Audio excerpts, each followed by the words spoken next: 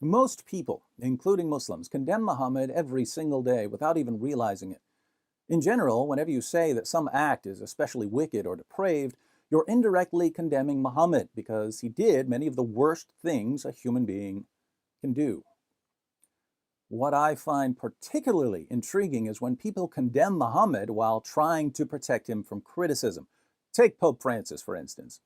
Following the Charlie Hebdo massacre, Pope Francis declared, "One cannot provoke, one cannot insult other people's faith, one cannot make fun of faith." So the Pope is laying it down as a rule that it's wrong and immoral to insult the religious beliefs of other people. But in saying this, the Pope has insulted Muhammad, which is something I thought we're not supposed to do. In case you're wondering how it's an insult to Muhammad to say that one cannot insult other people's faith, let's read a passage about Muhammad's interactions with the pagans of Mecca.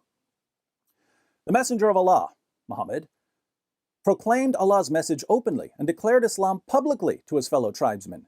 When he did so, they did not withdraw from him or reject him in any way until he spoke of their gods and denounced them.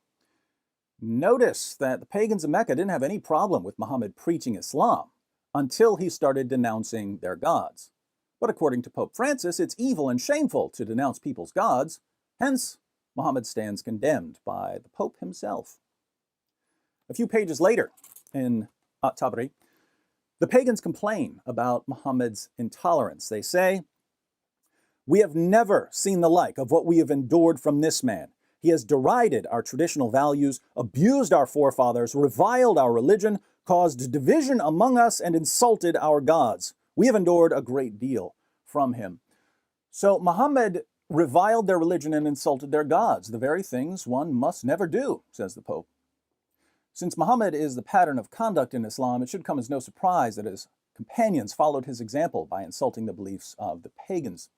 If you've got your kids watching this with you, you might want to cover their ears for a moment unless you're ready to explain some details about female anatomy. In the following passage, a pagan named Urwa points out that there are only two possible outcomes for Muhammad in his war against his own tribe, the Quraysh. If Muhammad is victorious over the Quraysh, he'll be remembered as a man who slaughtered his own tribesmen. If the Quraysh are victorious over him, his followers will abandon him. Either way, Muhammad loses, so he should end his war against the Quraysh. Not a bad argument. But watch how Abu Bakr, Muhammad's closest companion and the first rightly guided caliph of Islam, responds to Urwa. Urwa went to the Prophet and began speaking to him. The Prophet spoke as he had spoken to Budayl.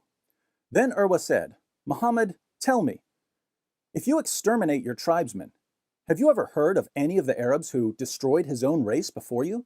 And if the contrary comes to pass, by Allah, I see both prominent people and rabble who are likely to flee and leave you." Abu Bakr said, "Go suck the clitoris of Alat. Would we flee and leave him?" Alat was a goddess worshipped by Urwa. So Abu Bakr answers Urwa's entirely reasonable point with an extraordinarily offensive insult against Urwa's religious beliefs. "Go perform oral sex on your goddess, Urwa."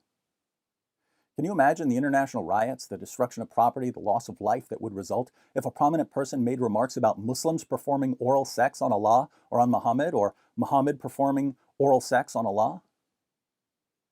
People would die for doing exactly what one of the greatest Muslims in history did in the presence of Muhammad. But Muhammad and his followers didn't stop at insults. When they conquered Mecca, they smashed the 360 idols that surrounded the Kaaba. Now, those idols were quite precious to the pagans of Arabia. The idols were the heart of their religious devotion.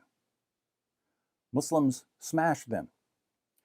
Here we are, nearly 14 centuries later, and people die if someone plans to burn a Quran.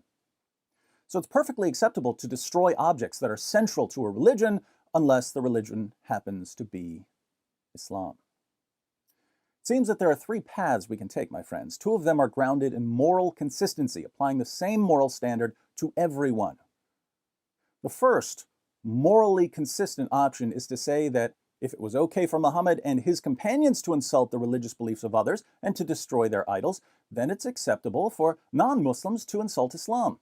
Charlie Hebdo took this path. If we're going to make fun of other religions, we're going to make fun of Islam too. The second morally consistent option is to say, as the Pope has said, that it's wrong to insult the religious beliefs of others. But if we choose this path, we can only conclude that Muhammad was a naughty, naughty boy.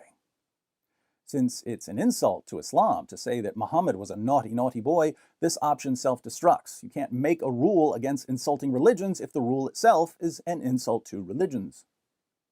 The third option is the path of moral inconsistency, double standards, one set of rules for Muslims and a completely different set of rules for everyone else. This path, the path that says that certain things are wrong for the rest of us, but that Muslims can do them all they want, this is the path of Sharia, a path that many politicians and news networks are all too eager to send us down. Because the second option self-destructs, we're left with either the morally consistent position that it's perfectly acceptable to make fun of Muhammad, or the morally inconsistent position of Sharia. If you're considering Sharia, you might want to take a vacation to the Islamic State for a few months so you can experience Sharia in all its brutal glory. Then, if you somehow make it out of the Islamic State with your head still attached to the rest of your body, and you choose the path of moral consistency, no special treatment for Islam, this doesn't mean you have to insult anyone's religion, or that you have to like the cartoons of Charlie Hebdo. Simply means that when a Muslim demands a rule, moral or legal, against insulting his religion, your response must be, my Muslim friend, I am not, never have been, and never will be your dhimmi.